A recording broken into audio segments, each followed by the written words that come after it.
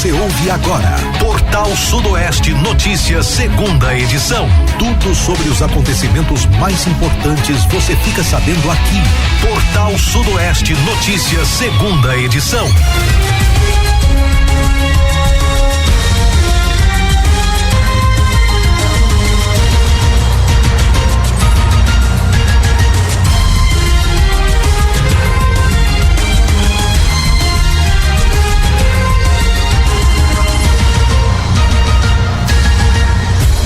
Uma excelente tarde para você ligado na Rádio Portal Sudoeste. Quarta-feira, 3 de setembro de 2025. A partir de agora você acompanha o Portal Sudoeste Notícias, segunda edição, com as principais informações da nossa região, da Bahia, do Brasil e do mundo. Você também participa, traz a sua denúncia, a sua reclamação no nosso telefone, nosso WhatsApp 7734441043 e acompanha ao vivo através do nosso site www.radioportalsudoeste.com.br ou também pelo nosso aplicativo. O Portal Sudoeste Notícias, segunda edição, conta com a apresentação do Luiz Brito e também do Luciano Santos. Diga, Luciano, boa tarde. Boa tarde, Luiz, boa tarde a todos os nossos ouvintes aqui do nosso Portal Sudoeste Notícias, segunda edição. Hoje eu estou aqui nos estúdios principais da Rádio Portal Sudoeste, na cidade de Livramento de Nossa Senhora. Portal Sudoeste Notícias e a previsão do tempo. Livramento de Nossa Senhora, Brumado e boa parte dos municípios da região sudoeste da Bahia registram nesta quarta-feira dia de sol com algumas nuvens, períodos também de céu nublado com possibilidade de chuvas rápidas a qualquer hora. A temperatura mínima é de 18, máxima de 27 graus e o volume aguardado é de 4,8 milímetros. As informações são do Instituto Clima Tempo. Você está ouvindo Portal Sudoeste Notícias, segunda edição. Portal Sudoeste Notícias, segunda edição, só está começando, agradecendo a sua companhia, sintonia e audiência. A partir de agora também você já participa, já traz a sua denúncia, a sua reclamação no nosso telefone WhatsApp 7734441043. Hoje feliz da vida porque começou a chover, né, seu Luciano? Com certeza, rapaz, é a alegria da gente, né? A chuva é muito boa. Vou te falar uma coisa, viu? Não tava muito acreditando não, viu? Cheguei hoje pela manhã aqui, encontrei Janilson aqui, falei, rapaz, estou desanimado com o mês de setembro, viu? Porque eu falei, esse tempo frio aí, sei não, viu? E chuva, será que vem? Pensa que não. Aí a coisa muda rapidinho, já começou a chover, né? Coisa boa. Saí de Brumado hoje também cedo, tava chovendo. Viu? Pô, eu falei pra você que era garoa. Não era chuva, não. Mas... Agora chegou aqui, aí Deus falou, não, peraí, você não sabe de nada, né? Vamos resolver a situação, pensou que não já tava, foi chovendo, né? Bom demais. E quando cai chuva em toda a nossa região, a gente fica feliz da vida, né? Porque a galera planta, a galera colhe, a economia se aquece, o pessoal tem água pro gado, tem água também pra poder utilizar em casa, enfim, tem água pra utilizar em diversas outras coisas, tem água pra tudo, né? Bom demais, viu? A gente espera realmente que setembro e outubro seja realmente aí de muita chuva em toda a nossa região, né? Sejam esses meses, os próximos meses de muita chuva em toda a nossa região. Gente, vamos começando então, a gente vai falar o seguinte, né? Começando aqui as nossas pautas. Quarta CIPM apreende motocicleta com sinais de adulteração em Bipitanga. Na manhã desta terça-feira 2, por volta das 9h30, uma blitz realizada pela 4ª Companhia Independente de Polícia Militar resultou na apreensão de uma motocicleta com indícios de adulteração no chassi, na BA 245, quilômetro 4, em Ibipitanga. Durante fiscalização, os policiais abordaram em uma Honda CG Fan 160 conduzida por um homem. Ao verificar os sinais identificadores do veículo, a guarnição constatou irregularidades visíveis no número do chassi, como gravações desalinhadas, espaçamento fora do padrão e características incompatíveis com as de fábrica. E diante da suspeita de adulteração do sinal identificador do veículo automotor, crime previsto no artigo 311 do Código Penal Brasileiro, a motocicleta foi encaminhada à Delegacia Territorial de Bipitanga. O veículo será submetido à perícia técnica para confirmar a fraude. O condutor foi identificado e qualificado no local, enquanto imagens do chassi do motor foram registradas e anexas ao procedimento investigativo. Policiais aí da nossa região estão cada vez mais capacitados em identificar aí esses veículos em situação irregular, né? Isso, né? Cada vez mais os policiais estão tomando curso, né, se especializando justamente para isso, porque também os bandidos, né, os criminosos, eles estão cada vez mais sofisticados. cada vez mais estão surgindo equipamentos que burlam aí, por exemplo, a pinagem de um chassi, de um motor, né? Os documentos, por exemplo, CNH, elas estão hoje bem parecidas com as originais. Né? Idênticas. Isso, então a documentação de veículos também. Então, esses policiais têm que ser capacitados para cada vez mais identificar esses golpes que acabam aperfeiçoando com a tecnologia. Então, parabéns aí, né? Inclusive a todos envolvidos aí da 4ª CIPM também. Olha, professor da rede municipal é suspenso por negligência em Macaúbas, hein? A Prefeitura de Macaúbas concluiu o processo administrativo disciplinar, o PAD, instaurado contra um professor da rede municipal de ensino após um caso de negligência ocorrido em 30 de maio deste ano, na Escola Municipal Maria da Silva. Na ocasião, durante uma atividade escolar, uma criança teve o rosto acidentalmente coberto por cola instantânea, necessitando de atendimento médico especializado na cidade de Paratinga. A comissão especial designada para apurar o caso ouviu o professor, a família da criança e demais envolvidos. Em sua defesa, o servidor reconheceu ter se descuidado no momento da atividade. No relatório final, a comissão recomendou, né, a suspensão do professor por 30 dias sem remuneração. O prefeito Aloísio Miguel Rebonato, né, do MDB, acatou a recomendação e determinou a punição, cuja decisão já foi publicada oficialmente. O processo será arquivado após o cumprimento dos trâmites legais.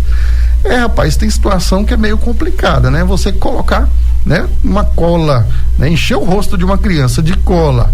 Isso poderia ter trazido aí sérias consequências químicas, né? Porque a gente sabe que aquela cola que é utilizada aí, né, durante atividades escolares, ela tem um teor de química baixo, mas dependendo da situação, igual aí foi no rosto, né? Poderia ter provocado uma cegueira. Outra situação. Uma irritação. Mais grave, né? Tem toda essa situação, realmente, viu? Muito complicado.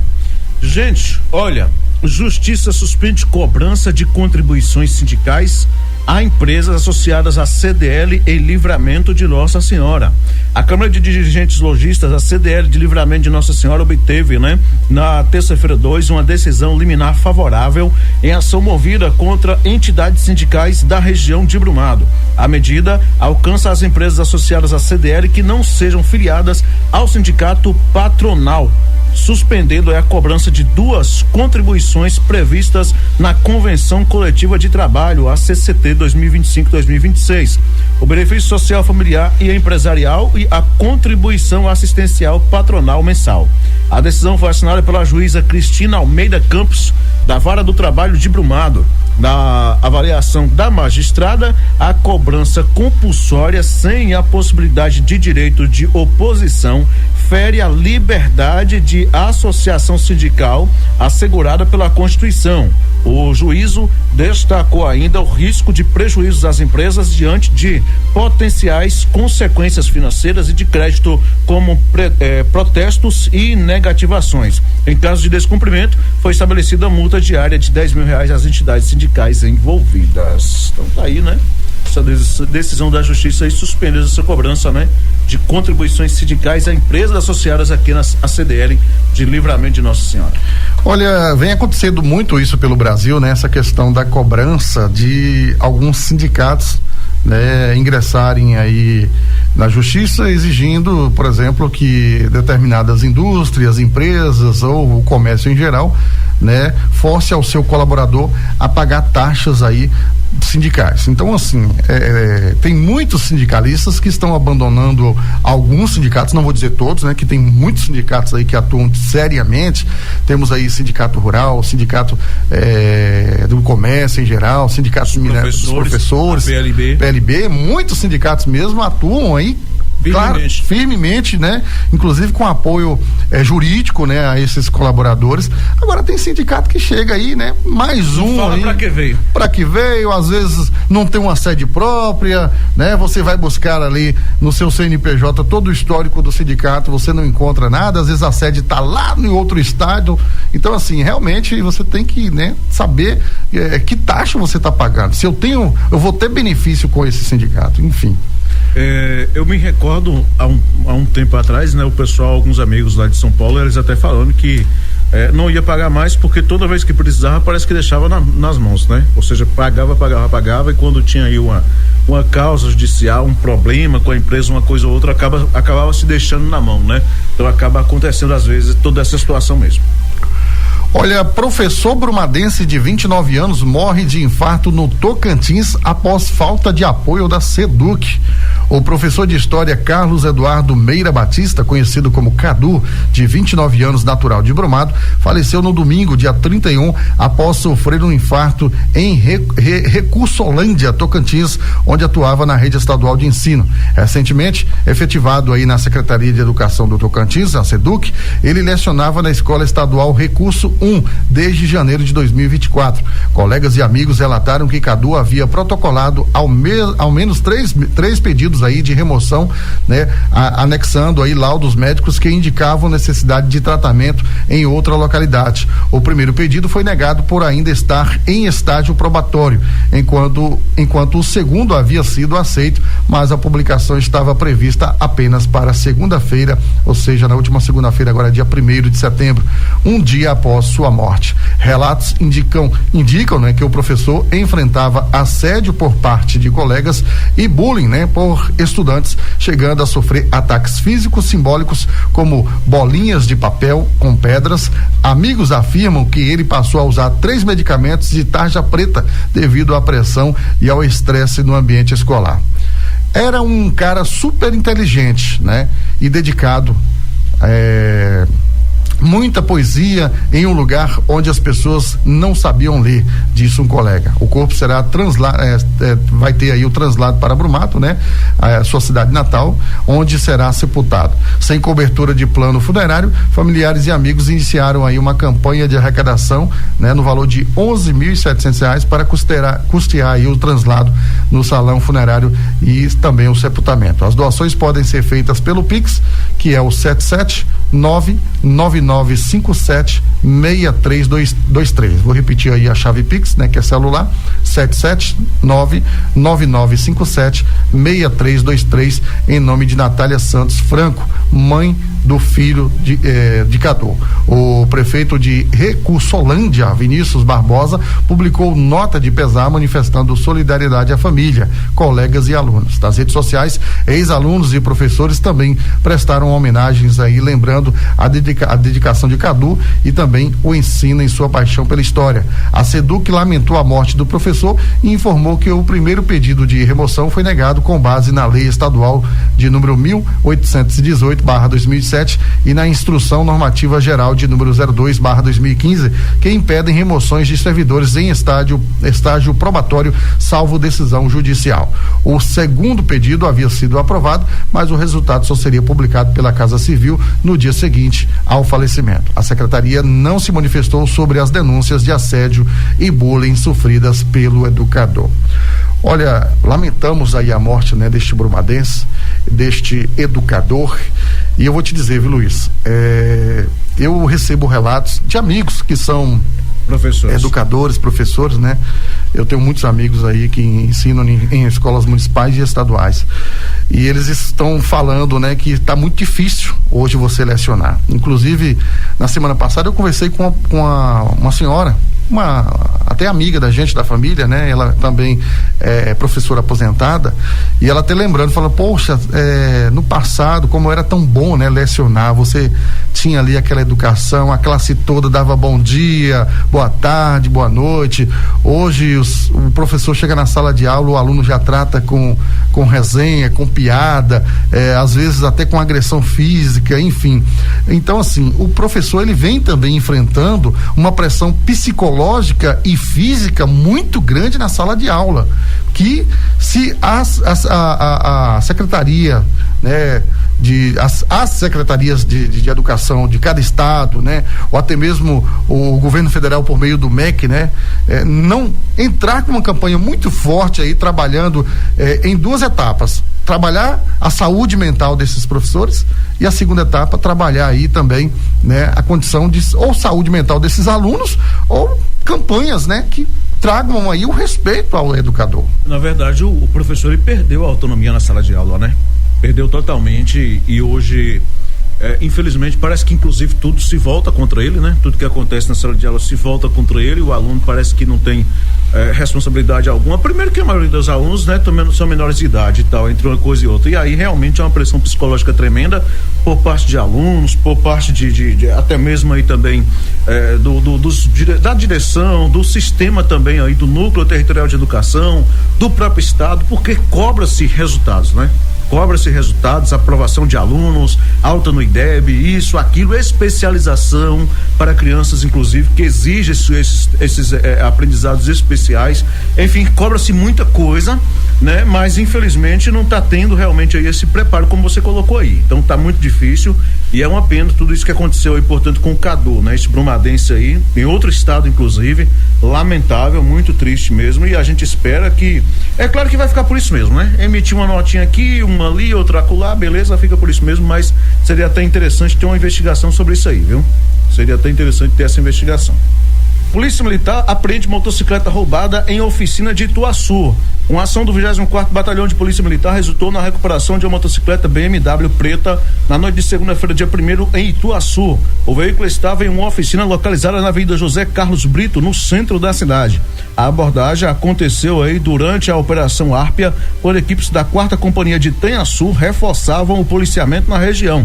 Durante a verificação, os policiais identificaram sinais de adulteração no número de identificação da moto e confirmaram que havia registro de roubo e furto. A motocicleta e o responsável foram apresentados na delegacia para adoção das medidas cabíveis. Rapaz, e que motocicleta, viu, meu irmão? Meu amigo, aí Que motocicleta, viu? Aí é só pra quem pode, viu? Pois é. Mas é uma grande moto, né? Inclusive essa moto aí é bastante cogitada aí pelos influenciadores, né? É a GS da BMW. Olha, a notícia triste também, viu, Luiz? Inclusive, eu acabei recebendo essa notícia na noite que aconteceu esse fato aqui. O idoso, né, foi encontrado morto após desaparecer na zona rural de Brumado. Esse idoso, ele gostava muito de caçar lá na zona rural de Brumado. E nesse dia do falecimento aqui, que ele acabou sendo encontrado morto, inclusive ele tinha saído para fazer aí, ele dizia caçar, na realidade ele ia dar uma volta no mato, né? Porque ele já era bem de idade, gostava sempre de estar em contato com a natureza, né? E nesse dia do fato aqui, ele tinha ido na cidade, recebeu o pagamento, fez compras, enfim. Olha, na noite da última segunda-feira, um homem de 60 anos foi encontrado sem vida na fazenda Cachoeira, localizada na zona rural de Brumado. O idoso, identificado como Geraldo, havia sido dado como desaparecido ainda pela manhã do mesmo dia, né? Preocupados com o sumiço, familiares iniciaram as buscas por conta própria e durante o percurso, né? Aí por volta das 17h30, mais ou menos no fim da tarde, localizaram aí pegadas em meio ao matagal da região. Seguindo os rastros, eles encontraram um corpo de Geraldo a cerca de 10 metros, né? Adiante, já sem sinais vitais. O Departamento de Polícia Técnica foi acionado, esteve no local para realizar os procedimentos necessários. Após a perícia inicial, o corpo foi encaminhado ao IML de Brumado, onde foi submetido a exames. A causa da morte não foi confirmada oficialmente, né? E dependerá do laudo pericial, né? Que será emitido nos próximos dias. A Polícia Civil deve investigar o caso, mas familiares indicam, né? Que inclusive ele já tinha feito exames cardíacos, né?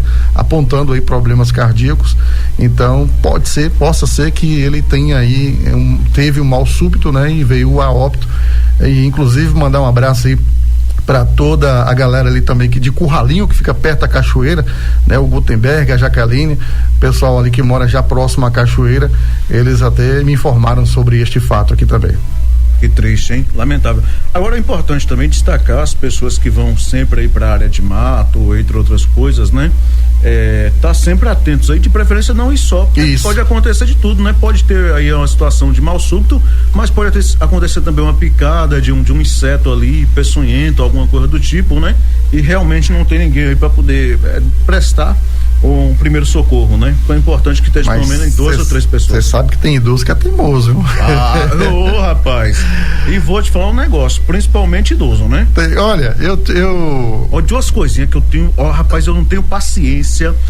No idoso a gente tem paciência. Agora outra coisa também que eu vou te falar um negócio que me tira a paciência é o tal do bêbado. Meu irmão, tem cara que, eu vou te falar um negócio, O cara quando fica embriagado, nem a família aguenta. Uma época eu tava cobrindo uma reportagem em Brumado, né? De um idoso que tinha sido assaltado, né?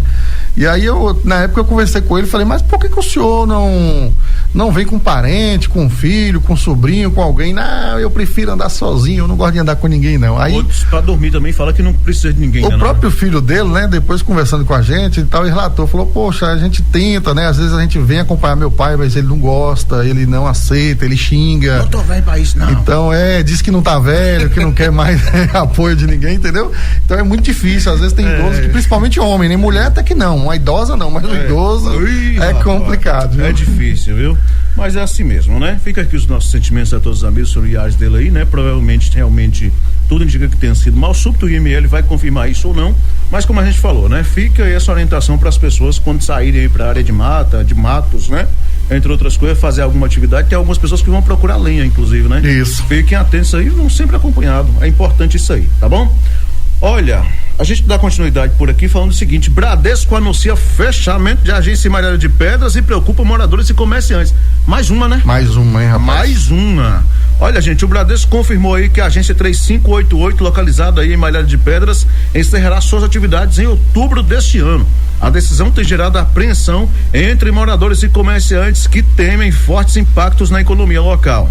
Grande parte da movimentação financeira da cidade, né, vem de aposentados e pensionistas que utilizam a unidade para sacar benefícios e realizar operações bancárias. O receio é que, com o fechamento, muitos passem aí a buscar atendimento em cidades vizinhas e acabem fazendo suas compras por lá, reduzindo a circulação de dinheiro em Malhada de Pedras. A notícia já se tornou assunto recorrente nas conversas da população, que cobra alternativas para minimizar prejuízos e garantir a manutenção do fluxo financeiro no município. Entre as sugestões discutidas estão a instalação de correspondentes bancários, caixas eletrônicos e até negociações com outras instituições financeiras para manter serviços básicos disponíveis. Em nota, a empresa afirmou que tem promovido algumas mudanças em seu modelo de atendimento, transformando parte de suas agências em unidades de negócio.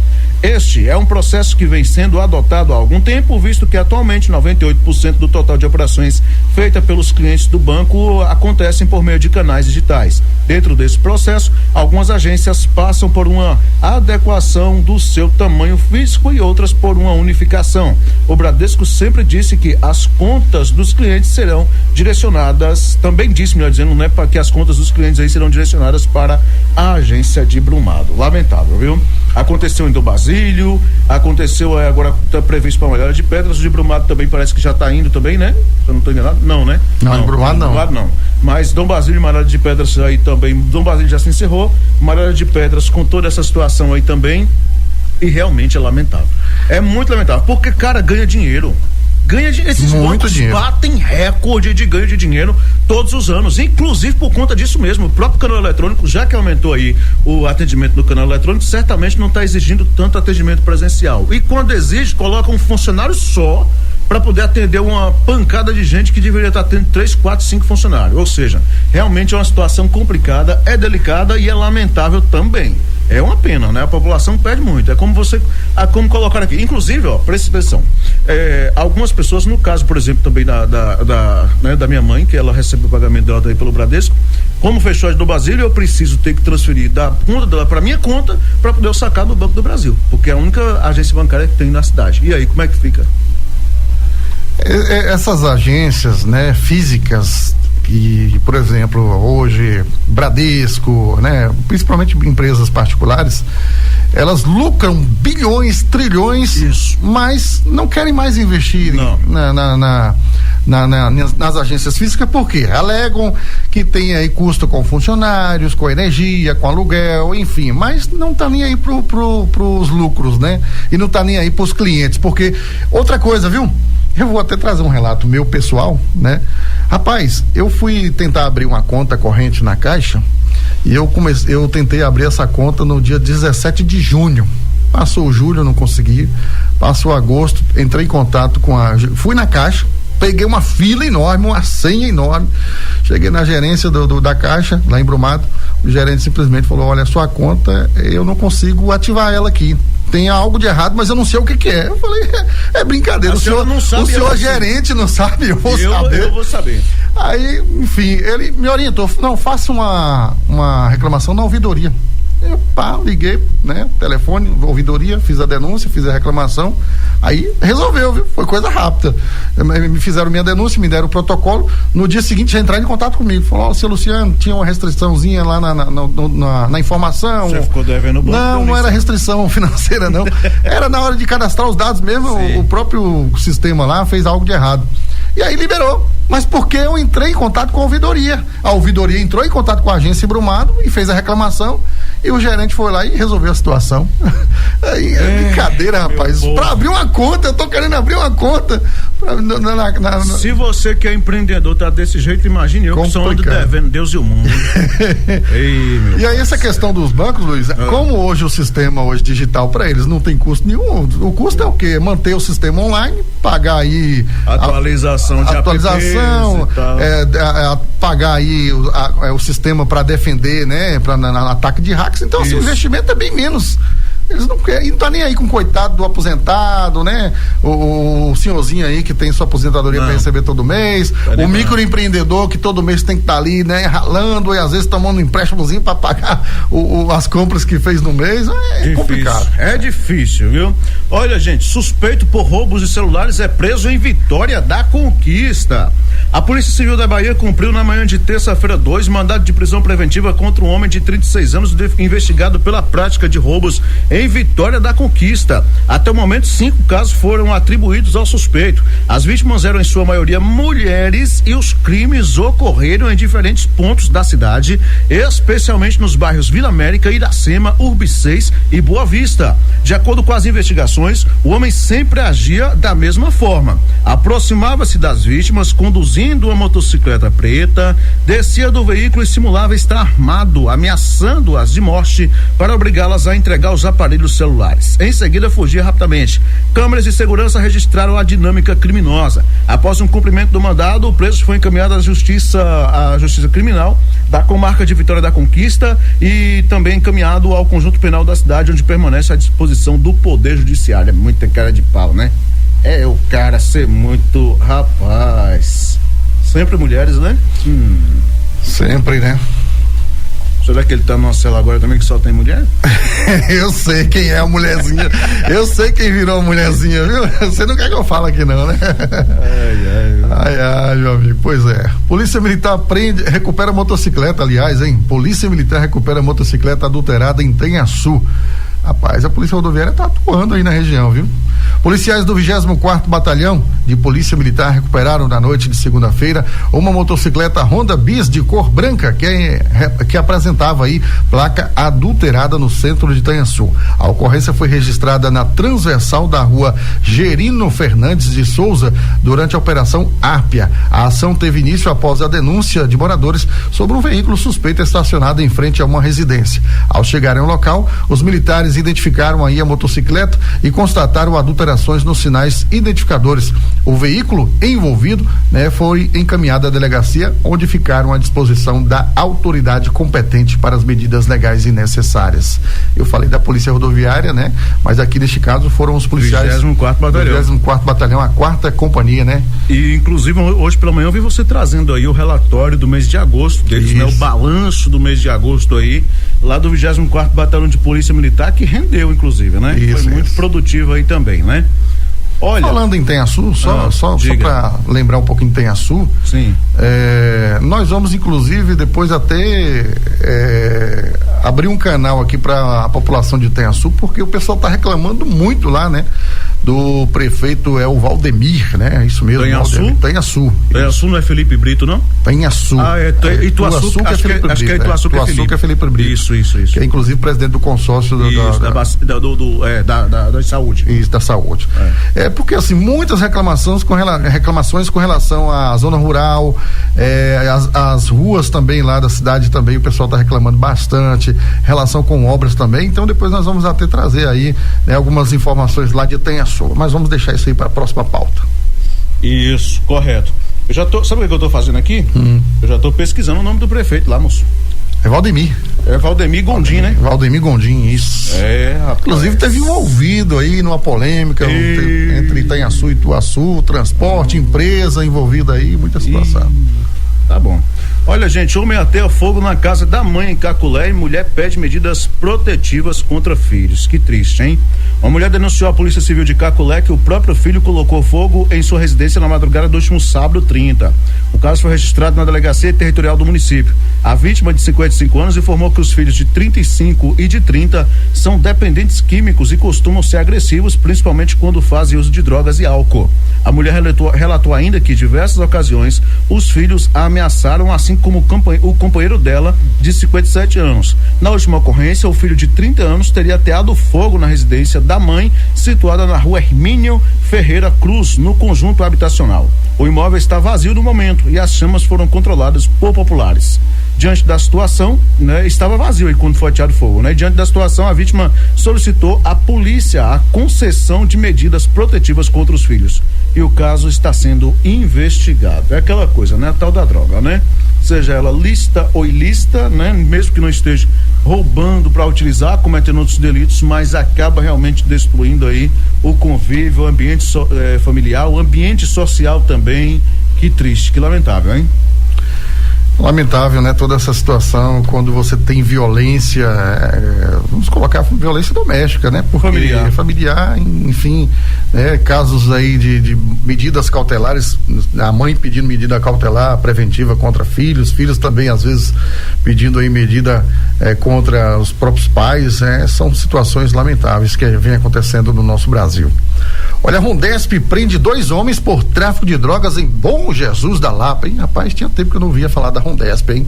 2 prisões por tráfico de drogas foram realizadas pela Rondesp Meio Oeste na madrugada desta terça-feira em Bom Jesus da Lapa. As ações ocorreram em diferentes bairros da cidade em intervalo de poucos minutos. Por volta de 00:20, durante patrulhamento no bairro São Miguel, a guarnição flagrou suspeitos que tentaram se desfazer de uma sacola, arremessando-a para dentro de uma residência. No local foram encontradas 224 gramas, de cocaína, uma balança de precisão e um celular. O indivíduo foi preso e encaminhado à delegacia de Bom Jesus da Lapa. Já por volta da 00:30, intervalo aí de pouco, 10 minutos, outra equipe da Rondesp, em patrulhamento na rua Santa Zita, no bairro João Paulo II, apreendeu 7 porções de maconha, 14 porções de crack e uma balança de precisão. O suspeito detido foi apresentado na 20ª Corpim de Bom Jesus da Lapa. Nos 2 casos, os materiais apreendidos e os indivíduos presos foram entregues à polícia para adoção das medidas cabíveis. Detalhe, com o segundo era realmente drogas, viu? Agora com o primeiro era Naldo, viu? Não, o cara tá com balança de precisão, tá com o que mais ali, quer ver? Dinheiro, em espécie, não é droga não é tráfico de drogas não. Foi 224 gramas, moço, de substância análoga. Então ele é usuário, então. Exatamente, agora o segundo sim, o segundo pelo que tá aí é tudo droga, viu? Meu pai do céu. Não vou falar nada não, porque teve uma situação em Brumado uma vez que o camarada estava com uma certa quantidade de droga e o delegado da Polícia Civil de Brumado colocou como usuário, viu? É mesmo? Era muita? Não era tanta, mas ele enquadrou como usuário, Então, certa ocasião, eu não vou dizer naquela época já estava tendo esse debate aí entre usuário e traficante, que hoje não tinha ainda aprovado essa questão da quantidade, resumindo, então não tinha nem como colocar o usuário, mas tinha delegado que colocava, tráfico de drogas. Pronto, aí fica mais fácil, se bem que as leis mudaram muito, Esses dias eu estava tendo um debate aí, até num grupo aí de jornalistas, acho que você sabe do que eu estou falando, justamente sobre essa questão de estampar o rosto do camarada preso, nome e tal, não sei o que, idade, onde morava, porque antigamente podia se divulgar tudo isso, viu, gente? Aí o tal do Randolph Rodrigues lá, senador lá, resolveu apertar o cinto contra a lei de abuso de autoridade, que sempre existiu, mas no Brasil não era praticada justamente por isso, porque quando divulgava a foto, o nome, aquela coisa do cara, a gente estampava logo tudo, então já começava também a inibir, de certa forma, já fazer com que os camaradas não praticassem os crimes. Hoje não, Hoje tá aí, só fica pra ele e pra polícia mesmo, porque a imprensa não pode mais divulgar nada, senão a imprensa é que responde, Mas você sabe por que eles fizeram isso? Porque antigamente, quando fulano engravatado era preso lá, os safados de plantão, a câmera tava aqui, ó. Aparecia a cara deles também, tava, né? Mostrando no ato. Então. Tava sendo preso e tava mostrando no ato. E a preocupação deles não era os criminosos, não. A preocupação dele não era bandido, não. A preocupação dele era isso mesmo. Era estampar lá a cara do senador, do deputado, do governador. Pelo amor de Deus, quem não sabe? Vai enganar os bestas, não eu, né? Não eu, vai enganar outro. Vamos lá, deixa eu ver a participação aqui do nosso WhatsApp, né? Boa tarde, Luiz, Luciano, amigos aí da Portal, né? Gostaria de compartilhar aí a minha opinião sobre o quê? Sobre a importância do militarismo nas escolas, né? Acredito que a disciplina e a estrutura proporcionadas pelo militarismo podem ser benéficas para o desenvolvimento dos jovens, ensinando-lhes valores como responsabilidade, respeito e perseverança. Lembro-me que no meu tempo da escola, nós como alunos tínhamos uma rotina disciplinada e respeitosa, começando cada dia com a postura correta para cantar o hino nacional antes de adentrar na sala de aula. Infelizmente, parece que essa prática não é mais comum hoje em dia. Eu gostaria de saber se vocês acreditam que a retomada de práticas como essa poderia contribuir para a formação de cidadãos mais conscientes e patriotas. Desde já agradeço pelo espaço de sempre. Eu na minha época eu alcancei tudo isso aí, viu? Eu não estudei na escola com militarismo não, mas eu alcancei tudo isso. A gente ficava toda segunda-feira, né? Fazia aí a fila, quinta, não tinha negócio de nono, oitavo, sétimo ano, era série, né?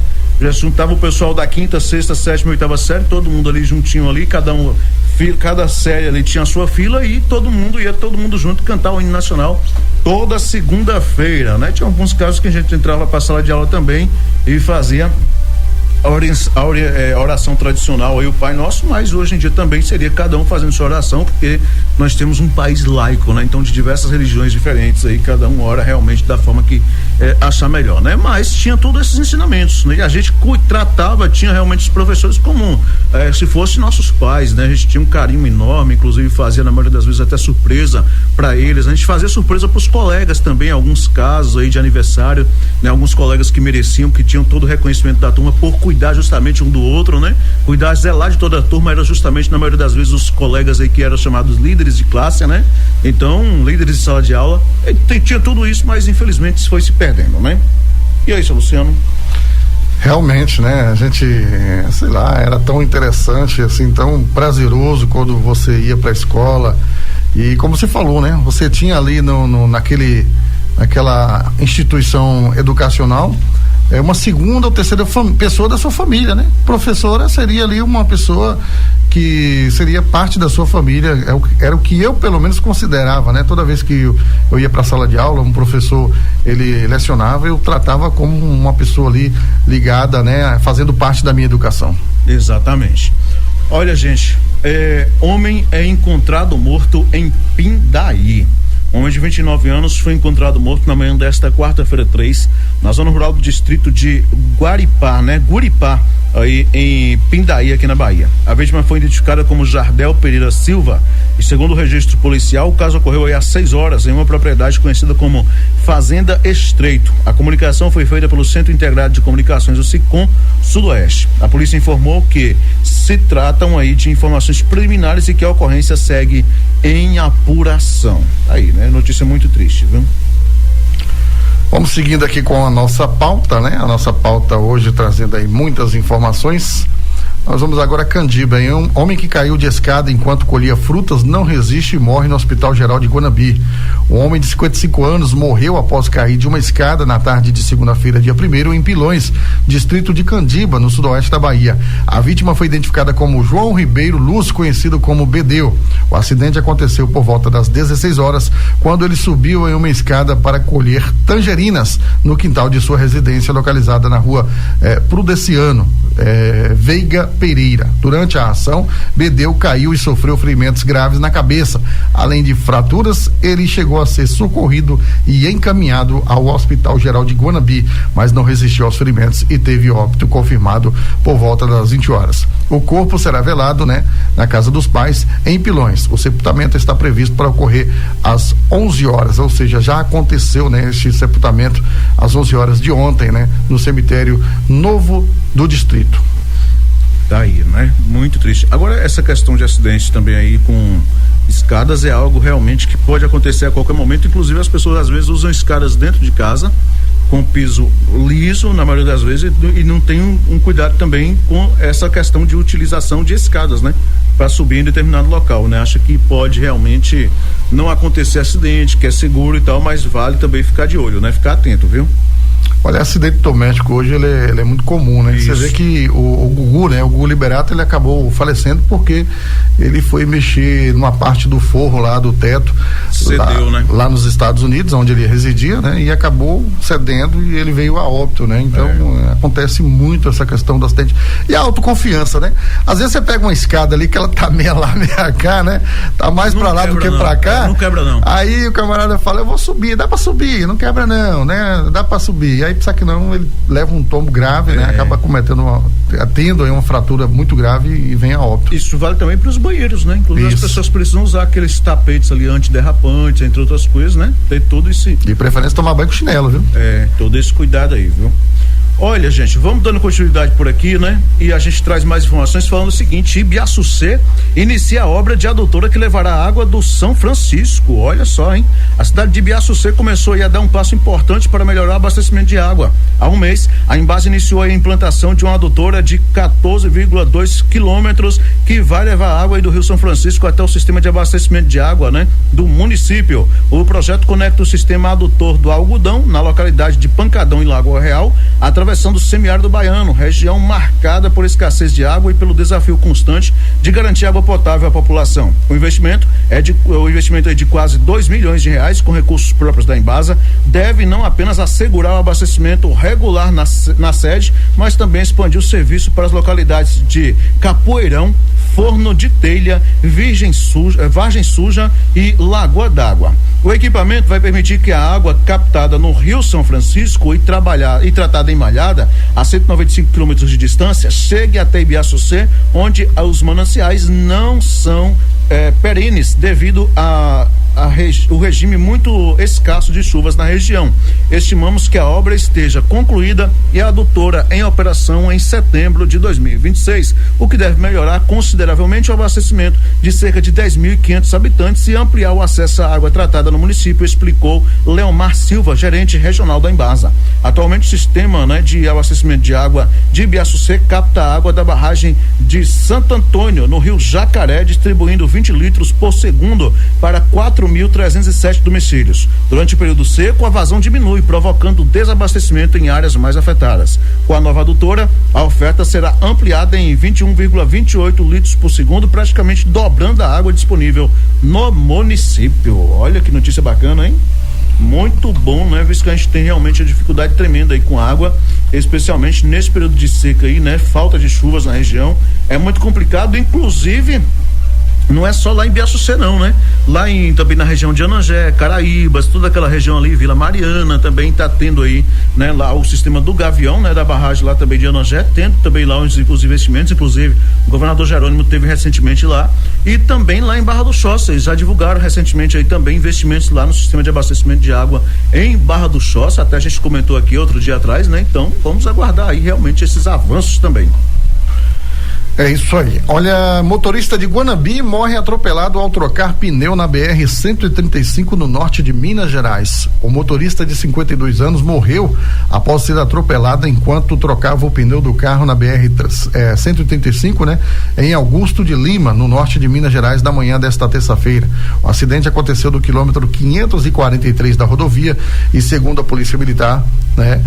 Testemunhas relataram que o condutor, identificado como Alperino Nogueira Neves, conhecido como Léo, parou o veículo no acostamento depois que o pneu estourou. Nesse momento, ele foi atingido por um caminhão cujo motorista deixou o local sem prestar socorro. Alperino ainda chegou a ser socorrido e encaminhado ao hospital de Imaculada Conceição, em Curvelo, mas não resistiu aos ferimentos. Natural do distrito de Mutanza, em Guanabi, ele era bastante conhecido na região. De acordo com a Polícia Militar, buscas foram feitas para localizar o caminhoneiro, mas ele não foi encontrado. Quando os militares chegaram ao local, a vítima já havia sido levada para atendimento médico e o carro havia sido retirado por um morador da área. O corpo está sendo velado, né, na cidade de Guanabi. Então tá aí. Que notícia triste também, hein? Muito triste. E aí fica o alerta para as pessoas que às vezes tem algum problema no veículo, né? Um pneu fura, um pneu estoura, ou acontece algum outro tipo de problema e acaba tendo que parar o veículo ali, ele é obrigado a parar porque não tem mais como seguir viagem, ter cuidado também aí no acostamento, né? Pode acontecer acidentes desse tipo, inclusive, e aí eu chamo a atenção aqui para a BA-148, que é uma rodovia que não tem acostamento. Né? Não tem acostamento. É um ponto ou outro ali, espaçado ali em determinado local. Você encontra alguns espaços ali mais largos ali, mas não é sempre a todo momento, né? Ou seja, então merece todo cuidado. Eles estão criando, né? Esses espaços, assim, dependendo da quilometragem, estão criando alguns espaços para como se fosse um acostamento ali provisório. Mas a grande preocupação nisso tudo, Luiz, é assim: se você estourou um pneu, furou um pneu, estourou o pneu numa rodovia que não tem acostamento, e mesmo tendo acostamento ainda é perigoso, tente, né, dirigir o carro até um local mais seguro. Mais seguro. Ah, mas o pneu estourou, furou, meu amigo, o pneu já estourou, então o que vale mais é a sua vida. Então siga até um pouquinho mais à frente para ver se você consegue localizar uma área mais aberta, mais ampla, e aí sim você realiza a troca do pneu, porque se você for para uma área de acostamento ou sem acostamento, um veículo, quando ele estiver passando um do lado do outro, às vezes ele vai acabar te atingindo, ou então numa ultrapassagem que às vezes pode acontecer, o cara vai jogar o veículo para cima do seu veículo que está no acostamento. Então, muito cuidado. A Assembleia Legislativa da Bahia aprova mudanças na estrutura das polícias civil e militar. Estava sendo cogitado, entre outras coisas. Recentemente, inclusive, o próprio deputado Vitor Bonfim, em uma entrevista aí para a sociedade, acabou até comentando sobre isso aqui. Você lembra, Luciano? Uhum. E tal. Então, vamos falar sobre isso aqui, gente. Olha, a Assembleia Legislativa da Bahia, ALBA, aprovou aí, nesta terça-feira, dois projetos de lei que reestruturam, melhor dizendo, as polícias civil e militar do Estado. As propostas encaminhadas pelo governador Jerônimo Rodrigues tiveram tramitação em regime de urgência. No caso da Polícia Civil, o projeto de lei número 25.898/2025 cria o cargo de delegado-geral adjunto de operações, que terá a função de auxiliar o delegado-geral de coordenação de investigações e operações de todo o Estado. O texto também institui as diretorias regionais da Polícia do Interior, as DIRPINs, que substituirão a atual divisão de corporação, buscando padronizar e reforçar a atuação regional. A proposta ainda prevê novos cargos de diretor regional, coordenador e funções administrativas de apoio. Por outro lado, extingue 3 cargos de coordenador 1, promovendo ajustes na estrutura. Já no âmbito da Polícia Militar, o projeto altera a lei número 13.201/2014 e tem como foco a reorganização da instituição e a expansão do efetivo em pontos estratégicos. Estão previstos a criação de 3 novos comandos regionais, em Jequié, no Sudoeste, Irecê, lá no Norte, e Alagoinhas, Litoral Norte. Um terceiro projeto que trata das regras para convocação de policiais militares da reserva também foi enviado pelo Executivo, mas sua votação foi adiada. E estava-se até comentando também a respeito da Polícia Rodoviária, né? Que tem também hoje a Polícia Rodoviária, qualquer atividade ou apreensão, enfim, tá ligada também à PMBA, né? Ou seja, pode ser também, talvez seja desvinculado aí, seja realmente só a Polícia Rodoviária. Então tem todos esses projetos aí, lembrando que essa questão da Polícia Rodoviária, né, não foi citada aqui no texto, mas tinha aí uma conversa rodando também sobre essa questão aí, né? Agora, será que é interessante, né, este fato? Por que eu estou perguntando isso? Porque hoje, né, a Polícia Rodoviária, ela está ligada à Polícia Militar do Estado da Bahia, né? Isso. Falando aqui de Polícia Rodoviária Estadual. Isso, estadual. Está ligada aí. Então, assim, você sabe que quando tem recursos, né, emendas, verbas do Estado, do governo, ou por meio de deputados, essas emendas, esses valores, elas vão para todas as instituições, né? Polícia Militar, Polícia Rodoviária, enfim. E aí, se você fizer essa divisão, será que haverá recursos suficientes para manter aí uma Polícia Rodoviária independente? Aí é que está, né? Aí então, é que está. Tem aquela questão, né? Será que é interessante? Muito bem. Olha, homem cai em golpe após vender o carro em Guanambi. Rapaz, ainda tá tendo golpe, viu? O que seria uma concretização de um negócio acabou se transformando em prejuízo para Gildaltro Pereira Leal, de 47 anos, morador de Guanambi.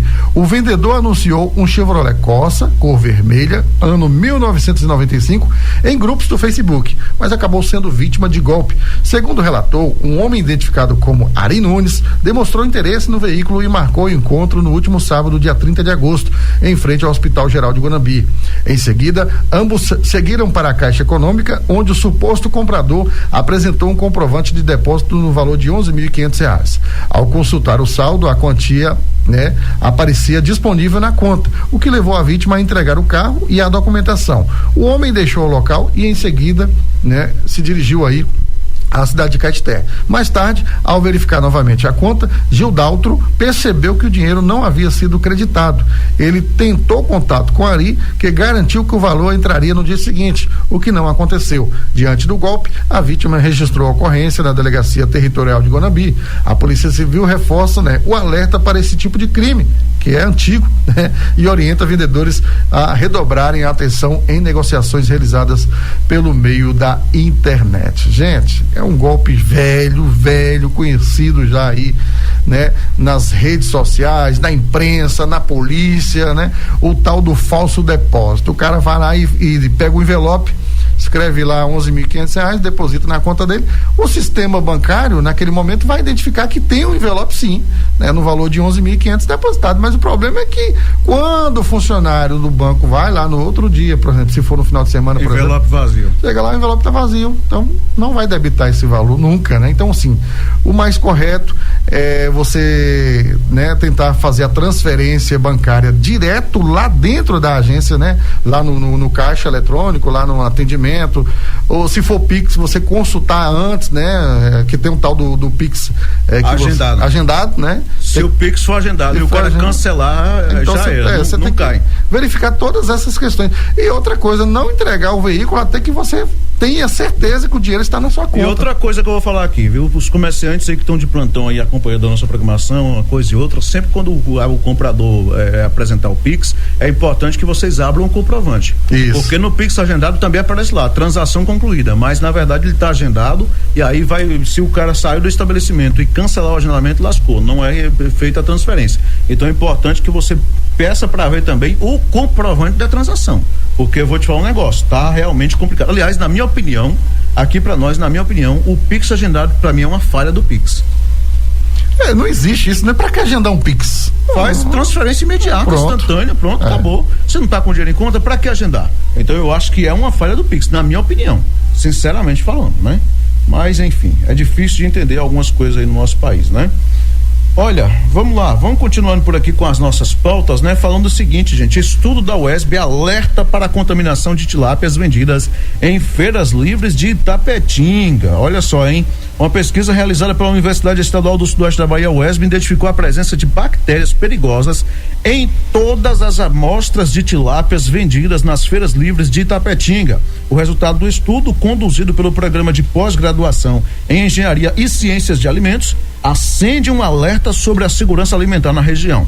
Para Ícaro Bastos, mestrando e um dos autores da pesquisa, as análises detectaram a presença de salmonela, ou seja, nos peixes. Não vou nem falar o restante do nome aqui, porque pelo amor de Deus, Dá nem para falar, viu? A presença de salmonela, que pode causar infecções intestinais graves, representa um alerta sério para a saúde pública, explica o pesquisador.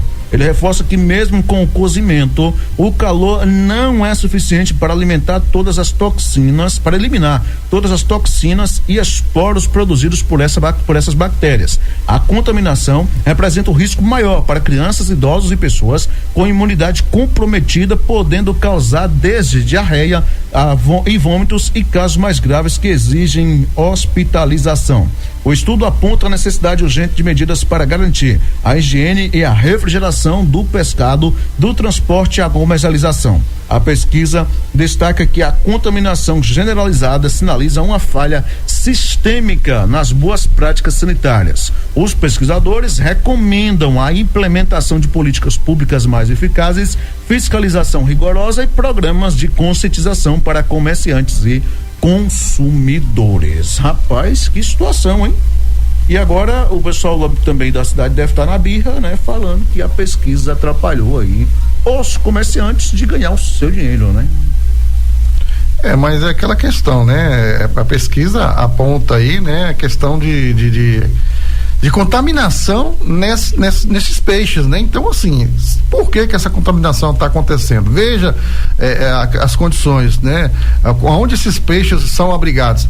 Na maioria deles é o quê? Colocam-se em caixas de isopor, às vezes sem ali a refrigeração. O camarada coloca 2 sacos de gelo e fica o dia todinho no sol escaldante e fala, não, tá refrigerado. Então, olha, hoje tem uma pesquisa, Luiz, que aponta que até o arroz que você cozinha, a depender da quantidade de horas que ele fica fora da geladeira, ele apresenta um fungo, e esse fungo pode trazer aí sérios problemas digestivos. Aliás, não só o arroz, né? Como qualquer outro alimento, principalmente leites e tal. Então, mas o arroz é mais rápido, viu? É mais rápido? Pois é, deixa fora da geladeira e aí acaba-se realmente...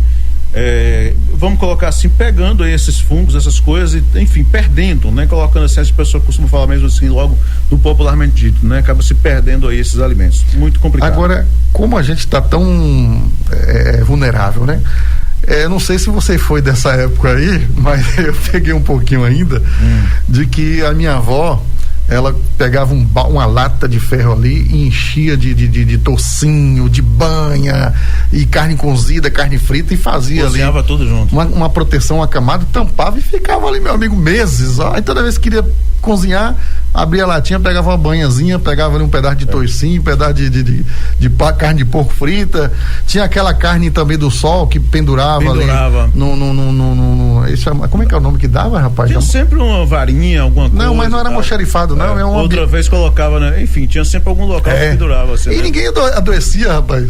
Tomava o leite, às vezes ali nem cozinhava o leite, tomava o leite. E o feijão que colocava dentro da areia para poder ficar de um ano pro outro, de certos pois tambores, caixas. Você não adoecia e hoje, rapaz. Infelizmente, né? A situação é bem complicada, né? Você vê que o pessoal plantava e colhia só mesmo com água da chuva, né? Isso. Ninguém via falar em agrotóxico, não via falar em nada. Hoje, se não tiver agrotóxico, parece que os besouros levam tudo embora, né? Realmente, come metade, é difícil, viu? Mas também os tomates chegam a ficar branco, rapaz.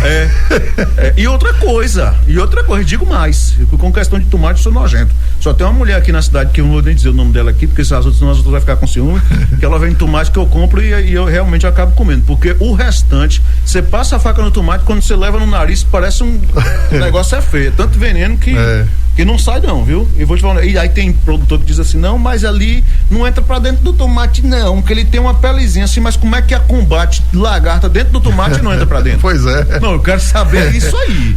Me mostra essa tecnologia eu aí. Eu quero saber que tecnologia é essa, né? Porque não tem condições. Porque ele tem uma pelezinha assim, não entra pra dentro, mas combate lagarta lá dentro do fruto.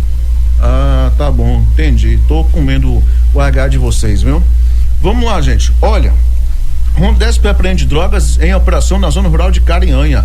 Policiais da Rondesp Meio Oeste apreenderam aí drogas na manhã de segunda-feira 1º na comunidade de Barrinha, zona rural de Carinhanha. A ação ocorreu aí às 11h30 durante patrulhamento na região. E segundo a polícia, os militares receberam informações sobre o imóvel que estaria sendo usado para ponto de tráfico. Ao se aproximar, 2 suspeitos perceberam a presença da guarnição e fugiram em direção desconhecida. Na varredura realizada no local, os agentes encontraram 7 porções de maconha, 10 porções de cocaína e 11 porções de crack. Também foram apreendidos uma balança de precisão e um celular da marca Samsung. Todo o material foi apresentado à Delegacia Territorial de Carinhanha, onde ficou à disposição da autoridade policial. Eu não sei se foi Carinhanha ou qual foi a outra cidade aqui, Correntina, que o camarada lá, o pessoal apreendeu lá as plantações lá de maconha e o cara queria ir lá no depósito para poder retirar de volta, né? Tem uma situação dessa aí. Mas foi no oeste da Bahia também, né? O camarada retornou lá ao depósito querendo pegar lá a plantação de droga.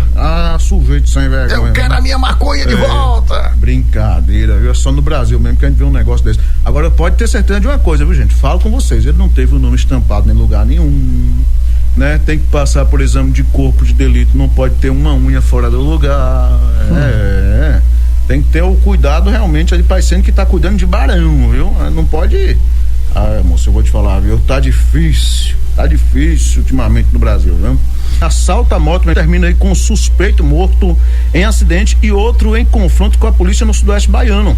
Um assalto aí a uma motocicleta na BR-330, no trecho entre Jequié e Jitaúna, no sudoeste baiano, terminou com uma morte e dos dois suspeitos, né? Com a morte dos dois suspeitos.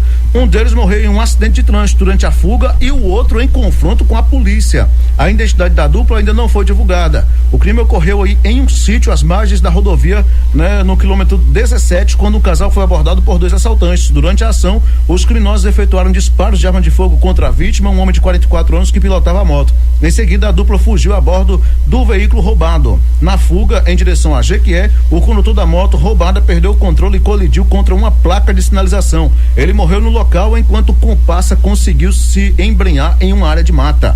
Uma equipe da Companhia Independente de Policiamento Especializado CIPO Central foi acionada. Houve um confronto com o suspeito que foi baleado e não resistiu aos ferimentos. A vítima, um homem de 44 anos que pilotava a moto, recebeu os primeiros socorros do Serviço de Atendimento Móvel de Urgência, SAMU, e foi encaminhado ao Hospital Geral Prado Valadares, em Jequié. Não há informações sobre o estado de saúde dele. Os corpos dos criminosos foram removidos e levados ao Instituto Médico Legal de Jequié. Nesse caso aqui, o retorno veio a galope, hein, menino? Moço. Roubou a moto, um no acidente e o outro em confronto com a PM, né? Isso aí. Mas logo que a CIPO Central resolveram atirar com a CIPO Central. Parece que estava bem, na cabecinha não estava muito boa não, viu? Olha, pedreiro tem perna amputada após atropelamento na BR-122 em Guanambi. Um grave acidente foi registrado na noite da última sexta-feira na BR-122, nas proximidades da entrada do povoado de Riachão, em Guanambi. Um pedreiro de 50 anos, identificado como João Roberto de Jesus, foi atropelado por um veículo ainda não identificado, quando trafegava em sua motocicleta Honda Fan. O condutor fugiu sem prestar socorro. A vítima foi socorrida pelo Serviço de Atendimento Móvel de Urgência, o SAMU, e encaminhado ao Hospital Geral de Guanambi. Devido à gravidade aos ferimentos, o homem teve a perna esquerda amputada e sofreu múltiplas fraturas. Ele permanece internado em estado gravíssimo na UTI de Guanambi. Que triste, hein? Lamentável, o condutor fugiu do local. É, muito triste, viu? Uma pena, viu? Olha, gente, corpo é encontrado carbonizado após incêndio em casa na cidade de Ibotirama. Um corpo foi encontrado carbonizado na madrugada de segunda-feira, após uma casa pegar fogo na cidade de Ibotirama, aqui no oeste da Bahia. Segundo as informações da TV Oeste, a suspeita é de que a vítima seja a moradora do imóvel. A mulher foi vista não foi vista desde o incidente. Um cunhado dela informou a policiais militares que foi surpreendido pelo incêndio e, ao chegar no local, já encontrou o corpo aí sem vida. Após perícia na casa, os restos mortais foram encaminhados para o Departamento de Polícia Técnica da região responsável pela necrópsia. Até a última atualização dessa reportagem, não havia sido confirmada a identidade da vítima, né? E as circunstâncias do incêndio serão apuradas pela Polícia Civil. Mais uma tragédia, inclusive sem identificação aí da vítima, né? Lamentável, hein? Olha, homem de 32 anos é arrastado por carro após briga no centro de Palmas de Monte Alto. Uma briga registrada após um campeonato, né, de sinuca terminou aí em acidente, danos materiais e confusão nas ruas de Palmas de Monte Alto, na tarde do último domingo. De acordo com o boletim de ocorrência registrado na delegacia, a confusão começou após uma discussão entre dois homens durante o evento. Testemunhas relataram que um deles foi ameaçado de morte por outro envolvido. O agressor teria dito que iria atirar contra ele. Em seguida, a vítima passou a acompanhar o carro conduzido pelo suspeito em sua motocicleta e chegou a chutar o retrovisor do veículo. O condutor do automóvel reagiu perseguindo o motociclista e tentando derrubá-lo por diversas vezes, até atingi-lo na rua dos Expedicionários, no centro da cidade. O motociclista pulou antes da colisão, mas a moto foi arrastada pelo carro e só parou após bater contra um poste de energia. No impacto, o Chevrolet Onix estacionado também foi atingido, né? Além do portão de uma residência. Moradores afirmaram que o motorista ainda fez ameaças e avançou de forma agressiva contra eles. O acidente provocou danos aos postes de energia, causando falta de fornecimento na região e risco de queda. A remoção do veículo só só seria possível após intervenção da empresa Neoenergia. A vítima foi socorrida por populares e levada ao hospital, apresentando escoriações, queixa de pancada na cabeça, permanecendo em observação. O suspeito fugiu do local e não havia sido localizado até o fechamento desta matéria. Que confusão é essa, hein, rapaz? De trânsito, né? Isso começou com um jogo de sinuca. Isso. Aí depois virou confusão de trânsito e tal, e a situação acabou se... Queira ou não queira, tem um pouquinho de bebida alcoólica pelo meio, né? Com certeza. Um pouquinho você tá sendo modesto. Acho que aí tem um tambor, tiquezinho só. Um túnel. Foi só um barril. Deixa quieto, viu? Com essa a gente encerra por hoje, né? Vamos encerrar, né? Gente, agradeço a todos vocês aí pelo enorme carinho da audiência, né? Você vai embora amanhã, né? Vou embora hoje, rapaz. Eu não acredito nisso, não. Tenho providências lá em Brumado para discutir e resolver, tá bom? Tá bom, boa viagem pra você. Olha só, ressaltando que eu estarei ausente na edição de amanhã e de sexta, tá bom? Eu estarei aqui com você, o Samuca. Pega o atestado, né? Rapaz, pois é. Não, mas não é atestado, não. Outra vez você não pegou, não. Mas é pra tratar de assuntos técnicos na cidade. Tem novidade por aí, viu? Tem novidade chegando aí, logo. Você não pode trazer nenhum spoiler hoje, não. Não posso, porque senão a direção me pega. Então tá ok. Valeu, tchau. Gente, muito obrigado pelo carinho, pela companhia, sintonia e audiência. Lembrando que amanhã a gente retorna com mais informações pra você, tá bom? Grande abraço. Você ouviu Portal Sudoeste Notícias, segunda edição.